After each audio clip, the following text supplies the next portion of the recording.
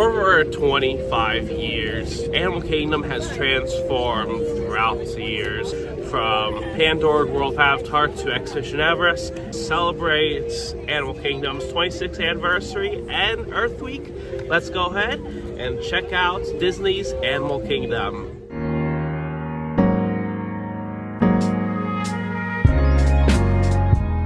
Ever since the beginning, Walt loved animals, saying that one of the most fascinating people were animals.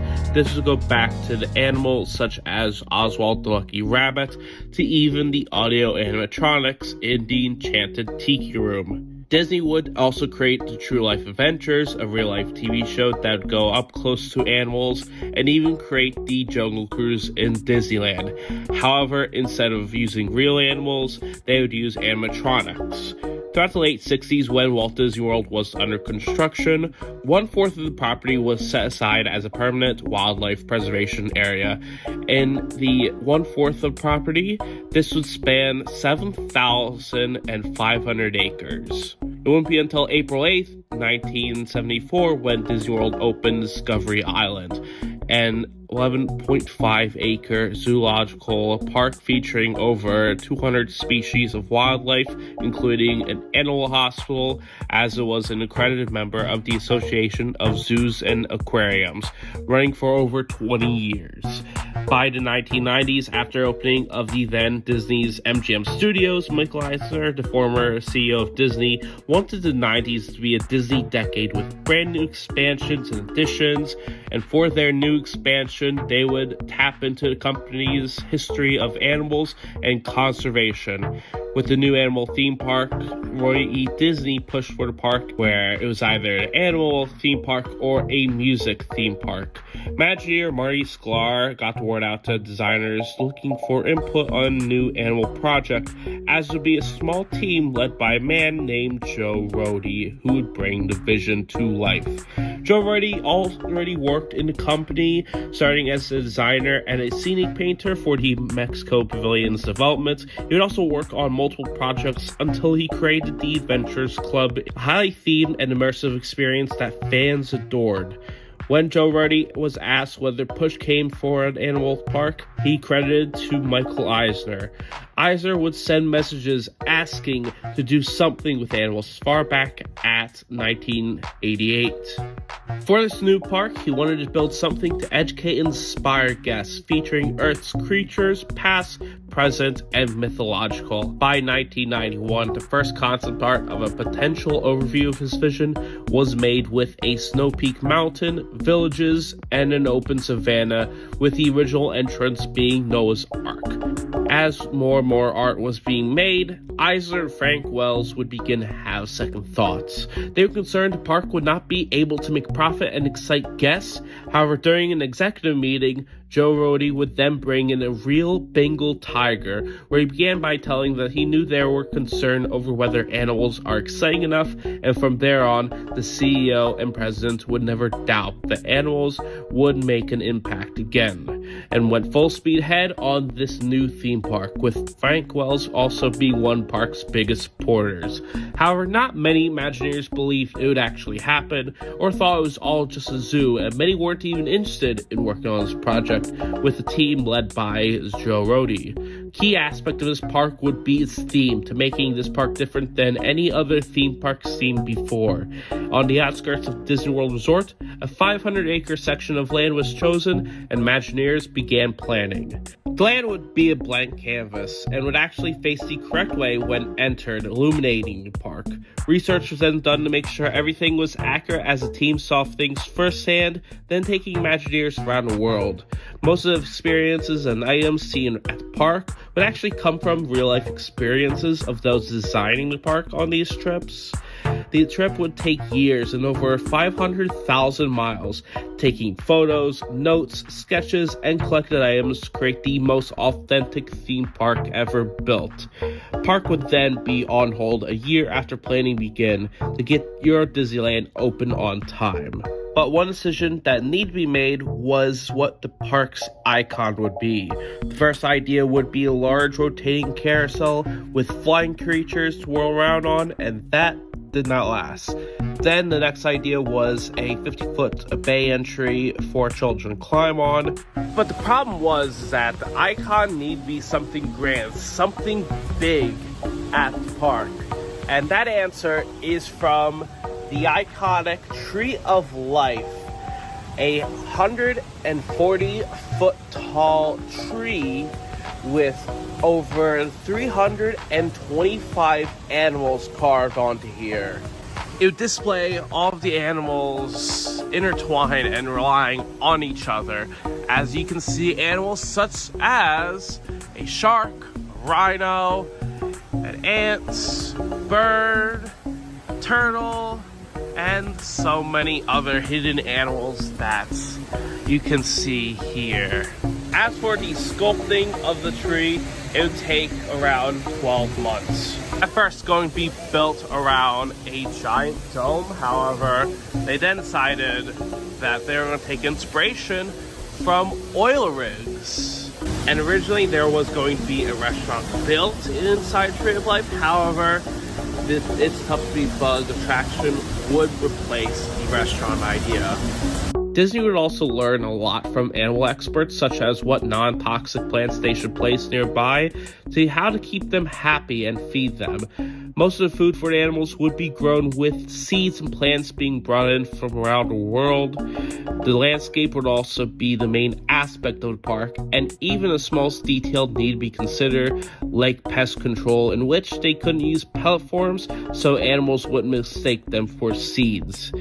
There would also be over 1,000 animals, as their well-being would be the top priority, led by none other than Rick Brannigy, who came into the project with a large background in conservation and animal care. He would bring in an experienced team from the country's best zoos as director of the animal project development. Both Joe Rohde and Marty Sklar wanted to establish a program of care before the park opened, and Rick would create a list of animals that would fit within the park and that the park could house safely. For example, to acquire family gorillas, they worked out a deal with Lincoln Park Zoo to create a gorilla conservation fund and sponsor a project. The new park would also take so many of the top zookeepers from around the world that would even cause a panic within the industry at the time. Guests at Disney World would then be surveyed on if guests would consider canceling a trip to Busch Gardens, Tampa, if Disney opened their own animal park. They would also be surveyed on several potential names such as Wild World, Animal Adventure, Wild Territory, the Animal Expedition at Disney, Animal Counter, or Disney's Animal Kingdom. The park would then be officially named as Wild Animal Kingdom until seeing issues with the copyright owned by Mutuals of Omaha, who used the name World Kingdom, and the TV and H show they sponsored as a park would then later be renamed to Disney's Animal Kingdom. New theme park would be announced on 1995 and expected to cost around $700 to $800 million. Construction would then be underway on the new animal holding facilities and the installation of trees and landscaping by July 1996. Most of the park's animals would then be acquired by fall of 1997, and before moving to the park, they would be held at a rented holding facility in North Florida. By April 21st, 1999, Park would then see its media event as Michael Eisner would read a dedication plaque in honor of the opening of Disney's Animal Kingdom. Welcome to the kingdom of animals, real, ancient, and imagined. A kingdom ruled by lions, dinosaurs, and dragons. A kingdom of balance, harmony, and survival. A kingdom we enter to share in the wonder, gaze at the beauty, thrill at the drama, and learn. On April 22nd, the park would officially be open to guests, as the park had over 2,500 cast members, 1,000 animals representing over 200 species, and up to 3,000 species of plants. When park first opened, there would be only 6 attractions. It's Tough Beat Bug, Kilimanjaro Safaris, Countdown Extinction, Wildlife Express, and some other attractions including shows like Festival of the Lion King, and areas like Conservation Station and Boneyard. By the first hour and 15 minutes of opening, the park would be at capacity, and attendance in the first few months would be far above expectations, as Disney's Animal Kingdom was a financial success. And right here, we are now at Tree of Life Garden. During the week of Earth Day, there is rare characters that meet here, and sometimes can get up to an hour to 2 hour long wait. Now there's been Goofy, Max, Judy Hopps, and Nick Wilde, but today is actually Pooh and Piglet out, so let's go ahead and meet them. Hello there! Happy Earth Day!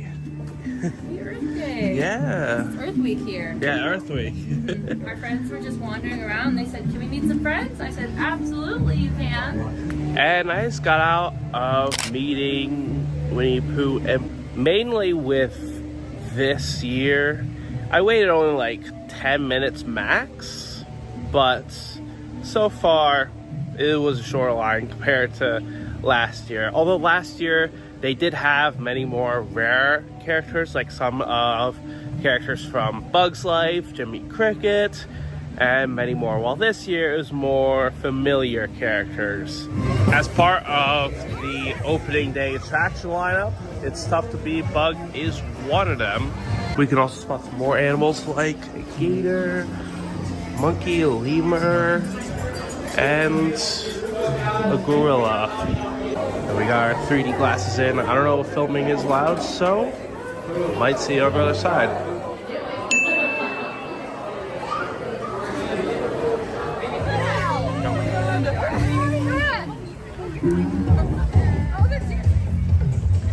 I think that was one of the other rare characters. Rare in terms of rare for Animal Kingdom, because I never saw Goofy and Pluto at this park, but I did see them on one flotilla, so you know, that's interesting. Now, for the opening day attraction, we have Countdown Extinction, which is now Dinosaur. With Dinosaur the ride, this resulted in the ride seeing a few changes, especially with some of the technology over the years. And before, with Countdown Extinction, for the final scene, one of the changes is that the asteroid at the end, where it crashed down, would be replaced with a dinosaur. And later on, there was a name change from Countdown Extinction to Dinosaur to promote the movie Dinosaur back in 2000. The ride got mixed reviews when it did open, and to this day, a lot of people either love it or hate it.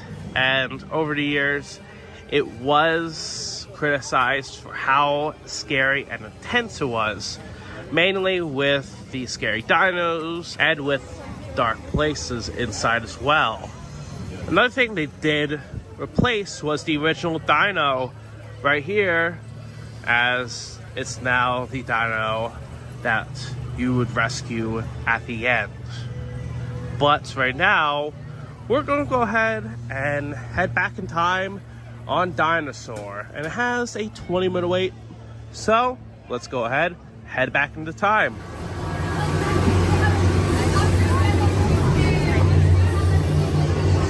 This is Seeker.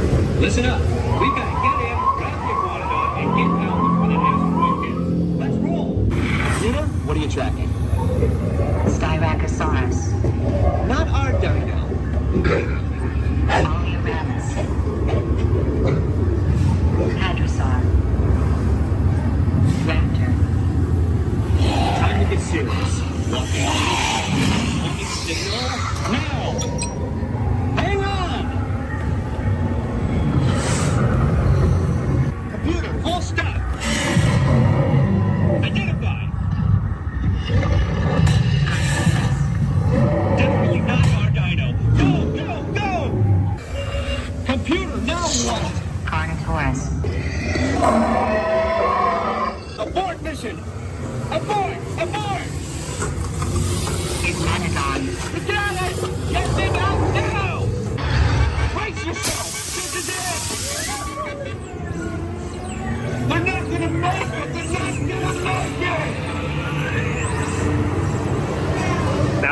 lot of people don't know before is that Dinosaur was actually sponsored by McDonald's, so some of the pipes are actually reference to ketchup, mustard, and mayonnaise, red, yellow, white. Also opening with the park, there would be the one and only Discovery riverboats. These were riverboats that would take people around the park and also have some exclusive stuff like a dragon breathing fire. And with many people thought this was an actual ride. This was a transportation method where you could go all around the theme park. And because of disappointing guests, the ride would officially close on August 29th, 1999.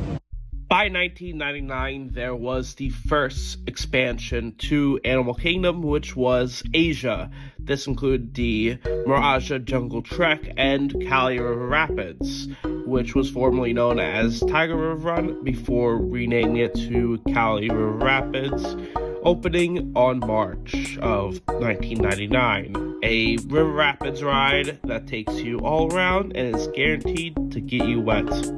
Now, with the park, there would be two planned expansions to Animal Kingdom after Asia. There would be Beastly Kingdom and there would be Dino-Rama USA. However, the one land Disney wanted to do was also a mythological land called Beastly Kingdom. It was going to have a section of good and evil with a dragon-themed roller coaster called Dragon's Tower, a mythological maze called Quest of the Unicorn, Fantasia Gardens, a musical boat ride based off of Fantasia, and many more other experiences. But by the time Disney looked back at Beastly Kingdom once more, Beastly Kingdom would unfortunately get canceled.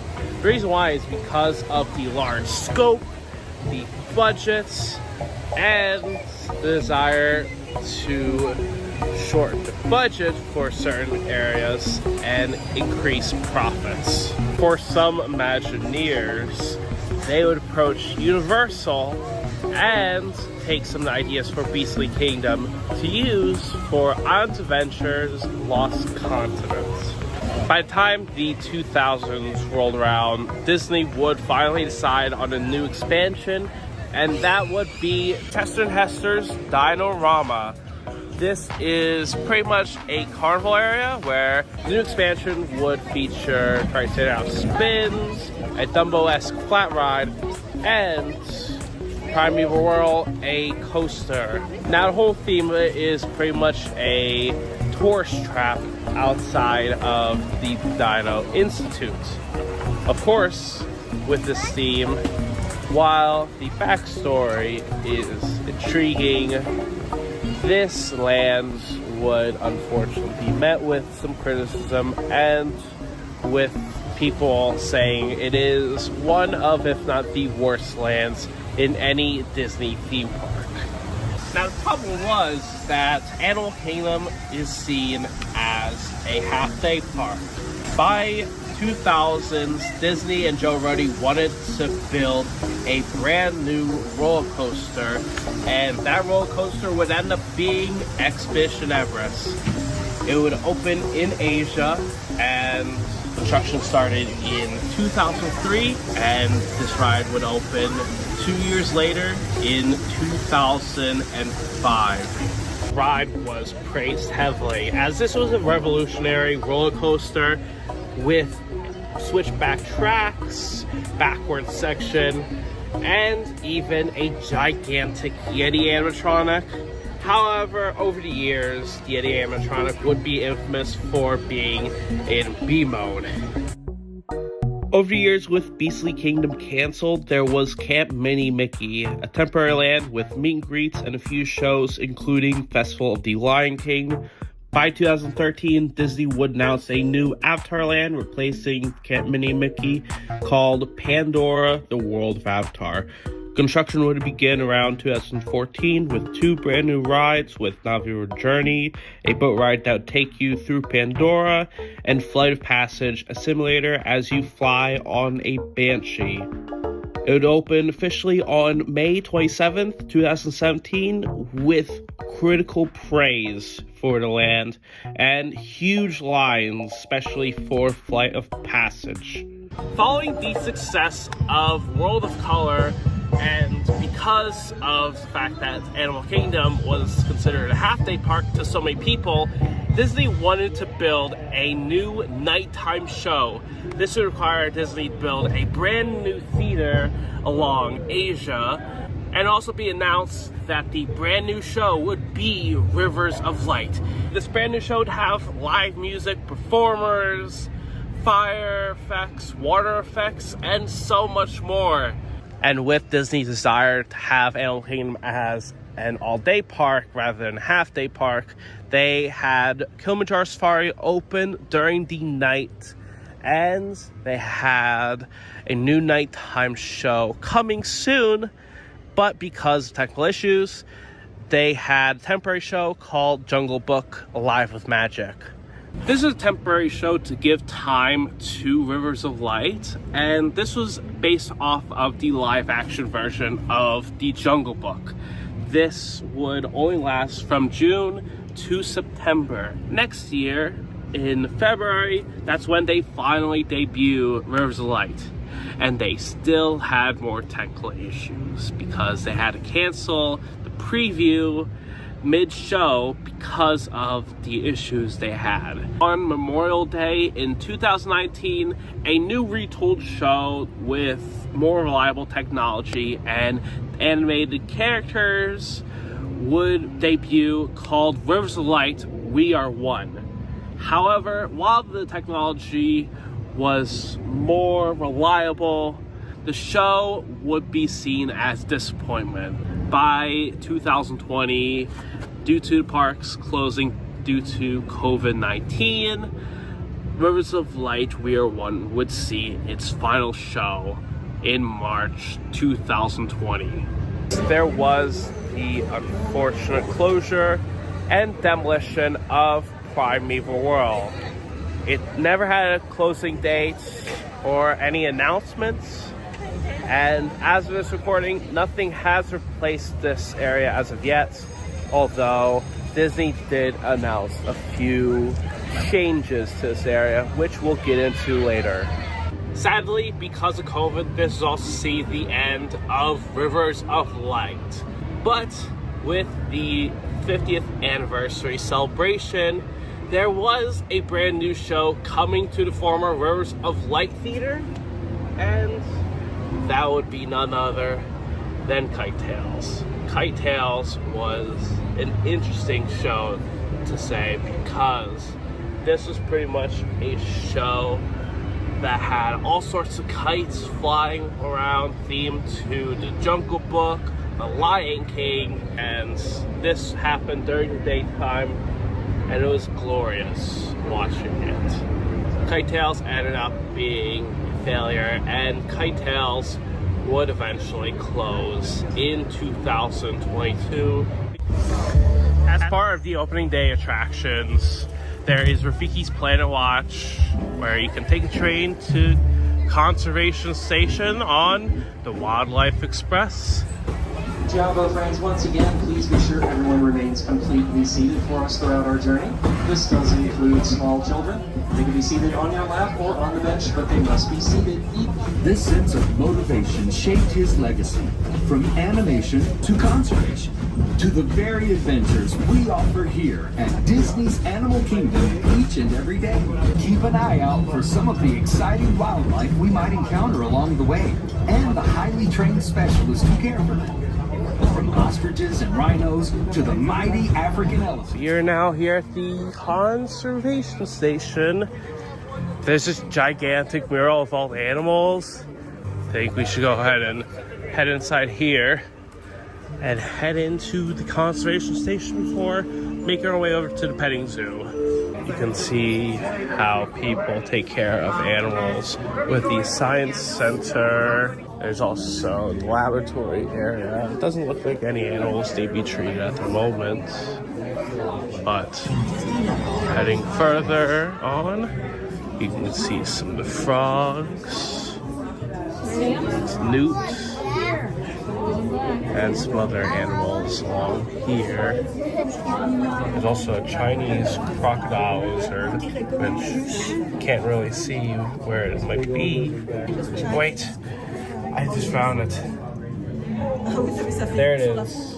I have a blue-tongued skink and even a hidden Mickey there. There's also a Central American forest cockroach, Brazilian salmon tarantula, and some other creatures along here.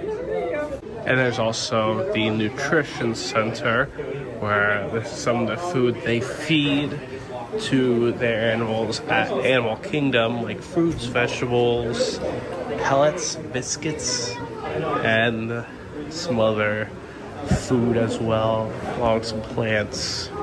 There's also the affection section right here where you can enter and pet a goat. So let's go ahead and do that. Ooh, there. This pet back here. They asked us to pet back here, not on the head. And yeah, I think that's it for the goat petting. There also looks to be a cow over there. We can also see some of the pigs as well, but it looks like sleeping, so we won't bother the pig. There's some more animals along here and some more goats hanging about. But I think we're gonna go ahead and head out of the affection section area, but not before saying hello to some goats. And back there, it seems like we have a boa, an Argentine boa, where it seems like it sheds some of its skin. But we're gonna go ahead and do the animation experience, which is actually, no joke, an attraction with a lightning lane, and that's just crazy. But either way, let's go ahead and head inside the animation experience. So I'm going to begin with this little curved shape for the windshield form that we have. That's right here for his eyes. Now I'm going to draw a curve that goes across from one side to the other, and it's like a curve that's somewhere between the arc we have here. All right, there's my nose. There. Now I'm going to go ahead and create the shape that we need for, what can I do next? Let's work on the shape of that snout. He's got a big old snout. And for that snout, it's going to encompass the area of the nose and go to the lower here. So we have this marker down below. This is for the open part of the mouth. Now for tigers, their stripes may not be symmetrical, but tigers are. I'm going to draw these stripes in here. But a tiger's stripes are about as unique to each tiger as a fingerprint would be to you or I. Yes. Even twin tigers will not have the same stripe pattern. It's going to be very, very unique, each one. And we just got out of the animation experience. It was cool to see everything, and I think my drawing was okay. You know, not too bad, but right now we're going to go ahead and head out of the conservation station, make our way over to the train.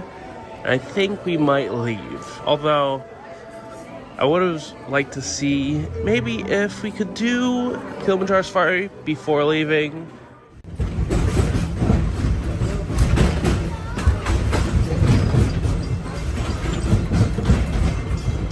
We are now approaching the Harambe train station. For your safety and the safety of those around you, please sit all the way back against the bench and avoid leaning out toward the railing. Remain seated until the train comes to a complete stop, and please be sure to watch your children as you exit. And for our next attraction and last attraction day, we have Kilimanjaro Safaris. This was one of the original opening day attractions, and this actually changed over the years. For example, they had an original poacher storyline with this one. However, throughout the years, they decided to then remove it and make it more educational and realistic. So, that being said, let's go ahead and ride Kilimanjaro safaris. They have very unique horns that spiral and they're bent backwards. They're shaped that way so that when they're running through the forest, they don't get tangled in those vines and those low-hanging branches. And on the right-hand side, across the river, you'll see an okapi. Here on the left-hand side, we're coming across a carnivore. These are the Nile crocodile. And if you notice, one of them has its mouth open over there. The giraffes are the world's tallest animal. They can stand anywhere from 14 to 17 feet tall on average, but they can reach heights of up to 20 feet tall. These are the white rhinos. They got their name from a misinterpretation. So if you take a look at their lips, they have a very wide lip. And the term "vite" in Afrikaans means wide. Of the 3 species of cats in Africa, the cheetah, the leopard, the lion is a dimorphic species. That means the male looks different than the female, right? So we're looking at the male there. And I just got off of Kilimanjaro safaris. In total, it was a quick wait, but I think for the safari itself, it is still an incredible ride. There wasn't too many animals out here today, but there was still a few like giraffes and some of the other animals as well. But either way, if you like being educated on some of the animals and get up close with some of them in safe distance at least, then I'd recommend going on Kilimanjaro safaris. I think right now though, let's go ahead and discuss Animal Kingdom. And we are now officially done for today, but we managed to do all of the opening day rides, check out some of the animals, got to do the animation experience, and we even got to see some rare characters out here. But I think right now we have to discuss Disney Animal Kingdom. In my opinion, it is still one of, if not the best Disney parks in Walt Disney World. From the detail, design, the rides, all of it is simply amazing.